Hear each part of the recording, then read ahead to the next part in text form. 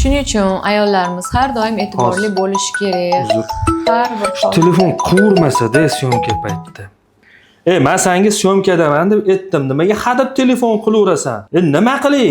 Nima qilay? Bor chiq magazindan olib kel o'zing. tinchlikmi? E, Nima bo'ldi, kim? kenayizda telefon qilaveradi. Xo'p deng, shirin so'z bo'ling. Olib beraman yoki o'zing borib olib keling, yaxshi gapiring. Ayollarda PMS degan narsa bor. Hayz Nima oldi u? holati, hayzdan keyingi holat. Shunaqa holatlar bo'lib turadi. Ayollarga faqat shirin so'z, chiroyli gap kerak. Ular qulog'i bilan eshitadi. Hozir mana bunaqa baqirasiz, hozir o'tirib yana yig'lab, asabiylashib, yana qaytib qoladi ko'rasiz. Mana yana qilyapti. Aytdim sizga. Xo'p, nima xohlasang shuni qil. Men hammasiga roziman deb chiroyli gapiring. Muammo hal. Alo? To'g'ri? Shuni ham o'ylab Xo'p, o'tiradim. bo'pti. Xo'p. O'zingga ma'qulini qil. Pullar qayerda turishini bilasan. Xohlaganingcha olganda, xohlaganingcha ishlat. Xo'pmi?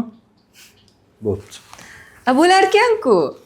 Mana shunaqa deyish kerak ayollarga. Baqirasiz, chiroyli gapiring. Ayollar qulog'i bilan eshitadi. Ularni gormonlar boshqaradi. O'shaning uchun har doim ularni kayfiyati har xil bo'ladi. Hayz sikliga bog'liq. Siz ham kayfiyatingiz shunga bog'liq. Ayolingiz xursand, siz xursand. Ayolingiz xafa, sizning ishingiz hammasi dabdala bo'ladi. Yashamay ekanda, erkaklar, yashamasin ekanda. To'g'rimi? To'ppa-to'g'ri aytyapman. bo'lma- Samandar qo'shiling. Kommentariyada yozib qoldiringlar, nima qilish kerak bunaqa paytda? Yozinglar. Men haqman.